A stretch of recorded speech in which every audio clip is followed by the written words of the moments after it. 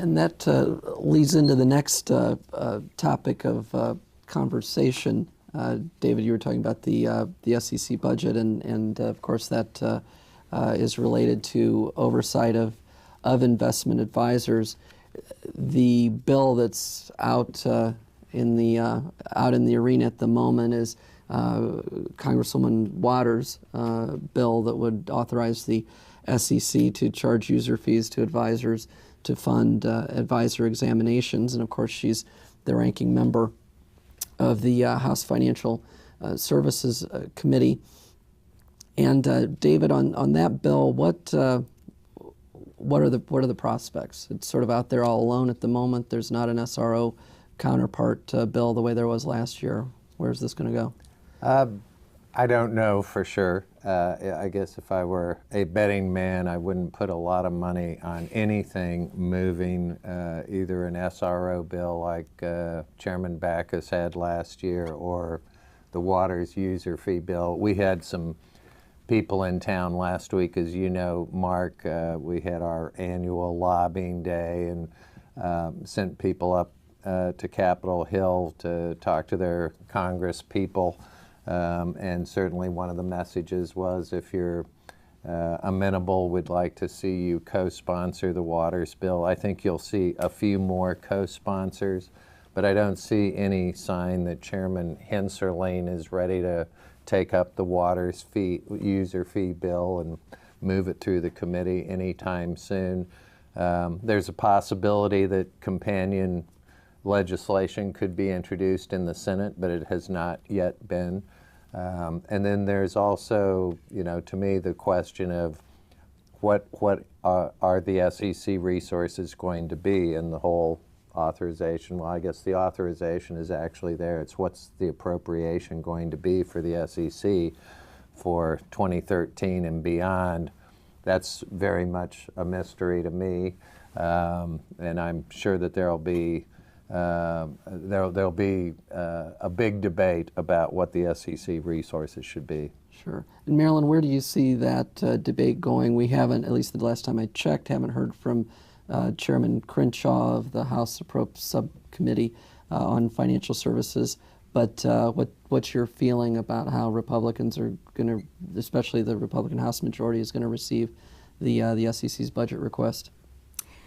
Well, certainly the budget request, I think, faces the kind of difficulty that appropriations requests have faced traditionally for a very long time. So I think we're very interested in seeing a solution put into place that will address what remains a very serious investor protection problem. Congress recognized the problem in Dodd-Frank in Section 914. The SEC recognized the problem when it did its 914 study. It put a couple of options before Congress. We, along with the Investment Advisor Association and others, strongly favor the user fee legislation. You have a targeted, narrow, common sense solution that has no impact on the taxpayer or the federal budget and can address a serious issue. And our concern is at this point in time, investors are not sufficiently protected as long as investment advisors are examined once every 11 years, or roughly 8% of investment advisors examined on an annual basis. The advisors don't like that. It's bad for investors, it's bad for advisors. The advisors strongly favor, by over 80%, the user fee solution. So we're hopeful that, and our job is to educate members of Congress that this is a very common sense, narrow solution, and it's time for action now before we have the next crisis. Dale, last year FSI was one of the chief proponents for the SRO bill by then House Financial Services Chairman Spencer Backus that would authorize one or more self-regulatory organizations to oversee investment advisors, and the Financial Industry Regulatory Authority was the chief proponent of that.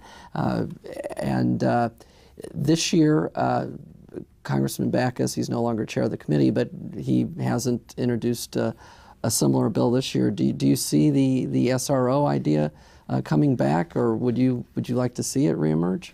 I don't see it coming back anytime soon. I think what we've got here is there's agreement that the status quo of insufficient resources for examination of investment advisors is not acceptable. You've got various policy solutions and absolutely no political support coalescing around one of them. There was no political support on the Hill for the SRO legislation last year, in spite of best efforts on a lot of folks' parts. I see no strong support for Ranking Member Waters' solution, the user fee legislation. So our approach now, until we see more of a consensus building on something that's achievable legislatively, is we're focusing on FINRA reform. They're our members' principal regulator. They are already extending their reach into the investment advisor arena, and which definitely impacts our members. And so we're deepening our engagement with them and encouraging several areas of what we think will be important reform, which either help them improve if none of these solutions ever emerge, or if one of them, like the SRO, if the environment changes and we can get some SRO legislation through, they'll be in a stronger position. Are there any other, we're talking about, the two kind of solutions, which is the user fee or the SRO, but is there a third or fourth kind of idea that anybody here has heard kind of bandied about that could come up as a surprise? Well, sure. Congressional funding. I was just going to say that Novel idea. that's the easy one, is for the SEC to get additional resources. That's paragraph 1 of Mary Jo White's appropriations testimony from 2 or 3 weeks ago. Fred, there have been other options as well, but they haven't gained any traction. And the main one I'm thinking about is to have some third party, like a compliance review type of requirement. Actually, when Mary Shapiro first came in as chairman in 2009 and post-Madoff, and they redid the custody rule, she said openly in public statements leading right up until the custody proposal came out that this third-party review was going to be part of that review and that part of that proposed rule, and ultimately it was not. So that idea is around. You asked the question, are there other options? Yes, but nobody's waving a flag.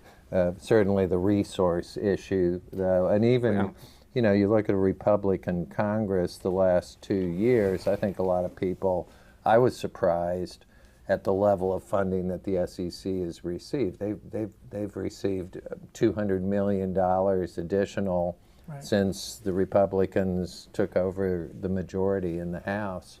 So I don't think you can completely write off the possibility that the SEC will get any increase.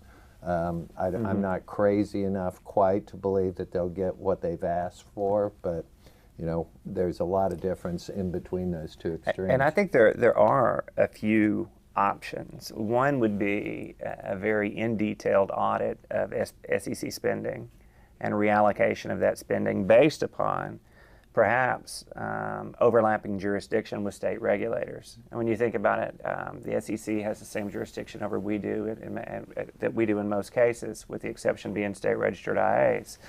Seems like a very horrible allocation of resources, that maybe we got some room there. And one of the other things we talked about is spin-off of sections that could be funded by the industry, by user fees, whether that's Corp Fin, BD, and IA. And you have enforcement funded with general revenues, but there's some creativity you could get into there.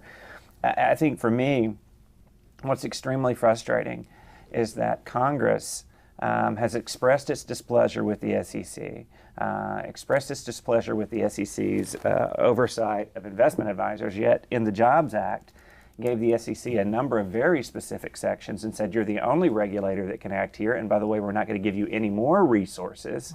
And we're going to outsource the regulatory function to a third party. It's Congress punting the ball when it shouldn't. The regulation is inherently a government function, and it should be retained a government function. And Congress, if it really is resource allocation that is causing the SEC to fail in this area, it's Congress's job to fix it, not to give it away.